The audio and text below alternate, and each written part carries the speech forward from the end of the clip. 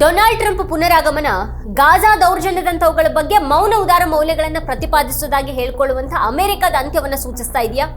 Trump ಅವರ ಸ್ವಾರ್ಥಪರ America first ನೀತಿಗಳ ಎದುರು ಅಮೆರಿಕದೊಂದಿಗಿನ ಭಾರತದ ಸಂಬಂಧದ ಕಥೆ ಏನು? ಮೇಕ್ ಅಮೆರಿಕಾ ಗ್ರೇಟ್ ಅಗೇನ್ ಅನ್ನುವಂತಹ ಟ್ರಂಪ್ ಘೋಷಣೆ ಭಾರತದ ಅಚ್ಚೇದಿನ ಥರದ ಸುಳ್ಳು ಭರವಸೆಗಳ ಜಾಗತಿಕ ಆವೃತ್ತಿನ? ಟ್ರಂಪ್ ಅವರ ಕಠಿಣ ನೀತಿಗಳು ಭಾರತದ ಆರ್ಥಿಕತೆ, ವ್ಯಾಪಾರ ಸಂಬಂಧಗಳು ಮತ್ತು ತಂತ್ರಜ್ಞಾನದ ಮೇಲೆ ಬೀರುವಂತಹ ಪರಿಣಾಮಗಳೇನು? ವಲಸೆ ಮತ್ತು ವೀಸಾ ನೀತಿಗಳ ಕುರಿತು ಟ್ರಂಪ್ ನಿಲುವು ಅಮೆರಿಕದಲ್ಲಿ ಭಾರತೀಯ ವಿದ್ಯಾರ್ಥಿಗಳು ಮತ್ತು ವೃತ್ತಿಪರರ ಮೇಲೆ ಪ್ರತಿಕೂಲ ಪರಿಣಾಮವನ್ನು ಬೀರ್ತದೆಯಾ? ಅಮೆರಿಕದೊಂದಿಗೆ ಭಾರತದ ಹೆಚ್ಚುತ್ತಾ ಇರುವಂತಹ ಹೊಂದಾಣಿಕೆ ಟ್ರಂಪ್ ವಿದೇಶಾಂಗ ನೀತಿ ಅಡಿಯಲ್ಲಿ ಶೋಷಣೆಗೆ ತುತ್ತಾಗಿ ದುರ್ಬಲವಾಗುವಂತೆ ಮಾಡಲಿದೆಯಾ? ಪ್ರಜಾಪ್ರಭುತ್ವ ಮತ್ತು ಮಾನವ ಹಕ್ಕುಗಳ ಮೌಲ್ಯಗಳಿಗೆ ವಿರುದ್ಧವಾದಂತಹ ನಾಯಕತ್ವದಲ್ಲಿ ಅಮೆರಿಕದಿಂದ ಭಾರತ ನಿಜವಾಗಿಯೂ ಪ್ರಯೋಜನವನ್ನು ಪಡೆಯಬಹುದಾ? ಡೊನಾಲ್ಡ್ ಟ್ರಂಪ್ರಂತಹ ತೀರಾ ಅತಿರೇಕದ ನೀತಿಗಳ ವ್ಯಕ್ತಿ ಮತ್ತೊಮ್ಮೆ ಅಮೆರಿಕ ಅಧ್ಯಕ್ಷರಾಗಿರೋದು ಅಮೆರಿಕದಲ್ಲಿ ಹಾಗೂ ಜಾಗತಿಕವಾಗಿ ವಿಶೇಷವಾಗಿ ಭಾರತದ ಮೇಲೆ ಏನೆಲ್ಲ ಪರಿಣಾಮಗಳನ್ನು ಬೀರಬಹುದು ಅನ್ನೋದ್ರ ಬಗ್ಗೆ ಇವತ್ತಿನ ವಿಡಿಯೋದಲ್ಲಿ ನಾವು ಚರ್ಚೆ ಮಾಡೋಣ. ಆದರೆ ಅದಕ್ಕೂ ಮುನ್ನ ನೀವಿನ್ನೂ ನಮ್ಮ ಚಾನಲನ್ನು ಸಬ್ಸ್ಕ್ರೈಬ್ ಮಾಡಿಲ್ಲ ಅನ್ನೋದಾದ್ರೆ ಈಗಲೇ ಈ ವಿಡಿಯೋದ ಕೆಳಗೆ ಕಾಣ್ತಾ ಇರೋಂಥ ಸಬ್ಸ್ಕ್ರೈಬ್ ಬಟನ್ ಹಾಗೆ ಪಕ್ಕದಲ್ಲಿರುವಂಥ ಬೆಲ್ ಐಕಾನ್ನ ಪ್ರೆಸ್ ಮಾಡಿ ನಮ್ಮನ್ನು ಪ್ರೋತ್ಸಾಹಿಸಿ. ಟ್ರಂಪ್ ಮತ್ತೊಮ್ಮೆ ಅಧ್ಯಕ್ಷರಾದ ಬಳಿಕ ಜಾಗತಿಕವಾಗಿ ಏನೇನು ಬದಲಾವಣೆ ಆಗಬಹುದು ಅನ್ನೋದ್ರ ಬಗ್ಗೆ ನಿಮಗೇನು ಅಭಿಪ್ರಾಯ ಇದೆ ಅದನ್ನು ಕೆಳಗಡೆ ಕಮೆಂಟ್ ಮಾಡಿ. ಈ ವಿಡಿಯೋವನ್ನು ಕೊನೆವರೆಗೂ ನೋಡಿ, ಇದರ ಲಿಂಕ್ ಅನ್ನು ನಿಮ್ಮೆಲ್ಲ ಬಂಧು ಮಿತ್ರರಿಗೆ ವಾಟ್ಸ್ಆಪ್ ಮಾಡಿ. ಈಗ ವಿಷಯಕ್ಕೆ ಬರೋಣ. Healthy America, wealthy America, safe America, strong America, proud America ಮತ್ತು ಕಡೆಯದಾಗಿ ಗ್ರೇಟ್ ಅಮೆರಿಕಾ. ತಮ್ಮ ಭಾಷಣದ 1.5 ನಿಮಿಷದ ಕ್ಲಿಪ್ನಲ್ಲಿನೇ ಟ್ರಂಪ್ 7 ರೀತಿ ಅಮೆರಿಕವನ್ನು ನಿರ್ಮಿಸೋದ್ರ ಬಗ್ಗೆ ಮಾತಾಡಿದ್ದಾರೆ. Fight, fight, fight, and we will win, win, win. And together, we will make America powerful again. We will make America wealthy again. We will make America healthy again.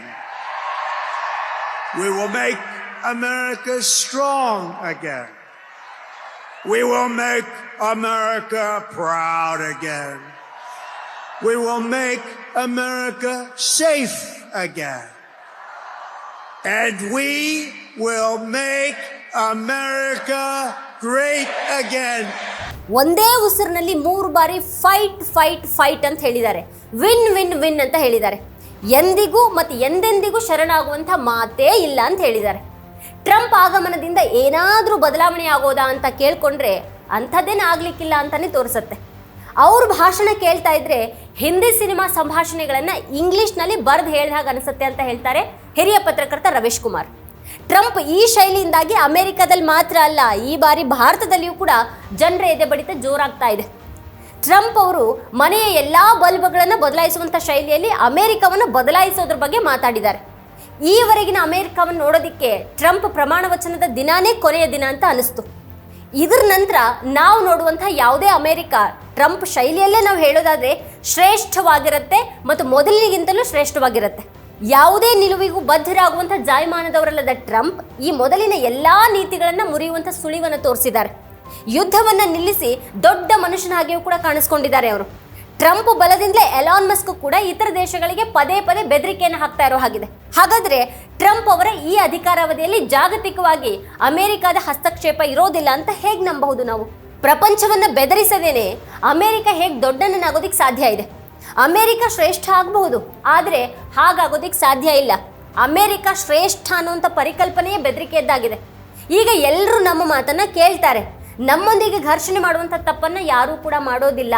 ಯಾಕಂದರೆ ಆ ರೀತಿ ಘರ್ಷಣೆ ಮಾಡೋದು ಡೊನಾಲ್ಡ್ ಟ್ರಂಪ್ ಅವರೊಂದಿಗೆ ಘರ್ಷಣೆ ಅಂತ ಅವ್ರಿಗೆ ತಿಳಿದಿದೆ ಅಂತ ಸ್ವತಃ ಕೊಚ್ಕೊಂಡಿದ್ದಾರೆ ಟ್ರಂಪ್. ಟ್ರಂಪ್ ಆಗಮನದೊಂದಿಗೆ ಅಮೆರಿಕ ಮತ್ತೆ ಬಲಿಷ್ಠವಾಗಲಿದೆ ಅಂತ ಹೇಳ್ತಾರೆ. ಟ್ರಂಪ್ ಅವರ ಭಾಷಣದಲ್ಲಿ ಬರೀ ಉತ್ಪ್ರೇಕ್ಷೆಗಳು ತುಂಬಿದ್ವು. ಗ್ರೇಟೆಸ್ಟ್, ಸೇಫೆಸ್ಟ್, ಫೈನೆಸ್ಟ್ ಈ ರೀತಿ. ಮೇಕಿಂಗ್ ಅಮೆರಿಕ ಗ್ರೇಟ್ ಅಗೇನ್ ಅಂತ ಟ್ರಂಪ್ ಹೇಳಿದರು. ಅಮೆರಿಕವನ್ನು ಶ್ರೇಷ್ಠವಾಗಿಸೋಕೆ ಹೊರಟಿರೋದೇನೋ ಸರಿ, ಆದರೆ ಸಂವಿಧಾನನೇ ಅಮೆರಿಕದ ಆತ್ಮ. ಟ್ರಂಪ್ ಅವರ ಈ ಅಧಿಕಾರಾವಧಿಯಲ್ಲಿ ಅಮೆರಿಕದ ಸಂವಿಧಾನ ಹೊಸ ರೂಪ ಪಡೆಯುತ್ತೋ ಅಥವಾ ಅದು ಇಲ್ಲವಾಗುತ್ತೋ? ಅಮೆರಿಕದ ಬಹುಪಾಲು ಜನರು ಈಗ ಇದ್ರ ಬಗ್ಗೆನೇ ಭಯಭೀತರಾಗಿದ್ದಾರೆ.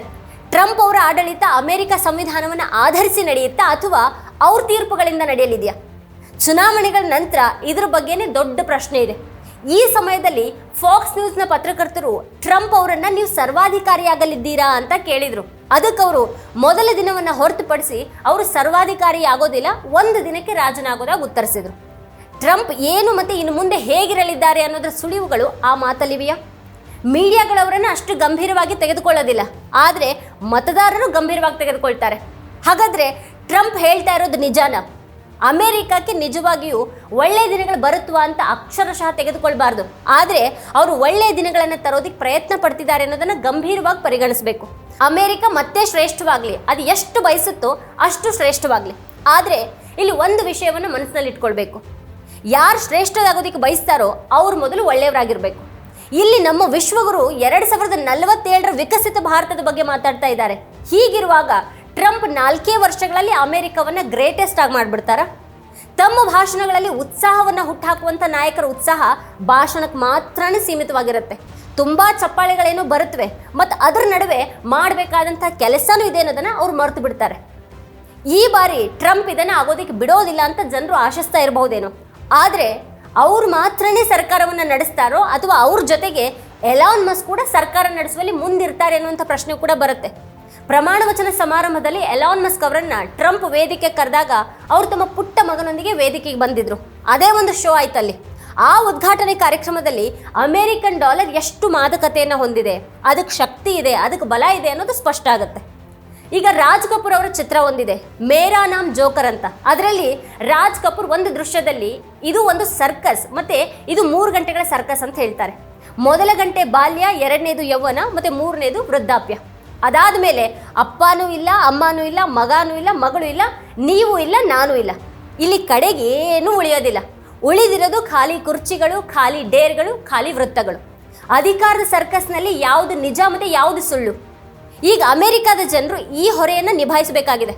ಮಸ್ಕ್ ಈಗ ಬರೀ ಒಬ್ಬ ಉದ್ಯಮಿ ಅಲ್ಲ, ಅವರು ಅಮೆರಿಕ ಸರ್ಕಾರದ ಭಾಗ ಆಗಿದ್ದಾರೆ. ಅವರು ಟ್ವಿಟರ್ನಲ್ಲಿ ಟ್ರಂಪ್ ವಿರುದ್ಧದ ಎಲ್ಲವನ್ನು ಅಳಿಸ್ಬಿಟ್ಟು ಟ್ರಂಪ್ ಮಾತ್ರ ಕಾಣಿಸೋ ಹಾಗೆ ಮಾಡಿದ್ದವರು. ಒಂದು ರೀತಿಯಲ್ಲಿ ಮಸ್ಕ್ ಅಮೆರಿಕ ಮತ್ತು ಯುರೋಪನ್ನು ಶ್ರೇಷ್ಠಗೊಳಿಸುವಂಥ ಒಂದು ಗುತ್ತಿಗೆಯನ್ನು ತೆಗೆದುಕೊಂಡವರು ಹಾಗೆ ಆಡ್ತಾ ಇದ್ದಾರಾ? ಅದನ್ನು ಅವರು ಟ್ರಂಪ್ಗೆ ನೇರವಾಗಿ ಹೇಳ್ತಾ ಇರೋ ಹಾಗಿದೆಯಾ? ವೇದಿಕೆಯಲ್ಲಿ ಮಸ್ಕ್ ಕಾಣಿಸ್ಕೊಂಡಂತಹ ರೀತಿ ಅಮೆರಿಕದ ಭವಿಷ್ಯದ ಅಧ್ಯಕ್ಷರನ್ನು ಸಹ ಕಾಣಿಸ್ತಾ ಇದೆಯಾ? ಮಸ್ಕ್ ಈಗಾಗಲೇ ಬಾಸ್ ತಾನೇ ಅನ್ನೋ ಹಾಗೆ ಜಗತ್ತನ್ನು ಬೆದರಿಸೋದಕ್ಕೆ ಪ್ರಾರಂಭ ಮಾಡಿದ್ದಾರೆ. ಇನ್ನು 4 ವರ್ಷಗಳಲ್ಲಿ ಅವ್ರು ಏನೇನು ಮಾಡ್ತಾರೆ ಅನ್ನೋದನ್ನು ನೋಡಬೇಕಾಗಿದೆ. ಆದರೆ ಅಮೆರಿಕವನ್ನು ಮತ್ತೆ ಶ್ರೇಷ್ಠವಾಗಿಸ್ತೀವಿ ಅನ್ನುವಂಥ ಘೋಷಣೆನೇ ಗಾಬರಿ ಹುಟ್ಟಿಸೋ ಹಾಗಿದೆ. ಟ್ರಂಪ್ ಟೆಲಿಪ್ರಾಂಪ್ಟರ್ ಸಹಾಯದಿಂದ 55 ನಿಮಿಷಗಳ ಕಾಲ ಮಾತಾಡ್ತಾನೇ ಇದ್ರು. 55 ನಿಮಿಷಗಳಲ್ಲಿ ಟೆಲಿಪ್ರಾಂಪ್ಟರ್ ಒಮ್ಮೆಯೂ ಕೂಡ ವಿಫಲ ಆಗಲಿಲ್ಲ ಅನ್ನೋದೇ ಒಂದು ಅದ್ಭುತ. ಅಮೆರಿಕವನ್ನು ಮತ್ತೆ ಶ್ರೇಷ್ಠವಾಗಿಸಲಿರುವಂಥ ಟ್ರಂಪ್ ಚೀನಾದ ಟಿಕ್ಟಾಕ್ನಲ್ಲಿ ಈಗ ಪಾಲನ್ನು ಕೇಳ್ತಾ ಇದ್ದಾರೆ. ಹಾಗಾದರೆ ಇದು ಅಮೆರಿಕವನ್ನು ಶ್ರೇಷ್ಠವಾಗಿಸುವಂಥ ಯೋಜನೆನಾ?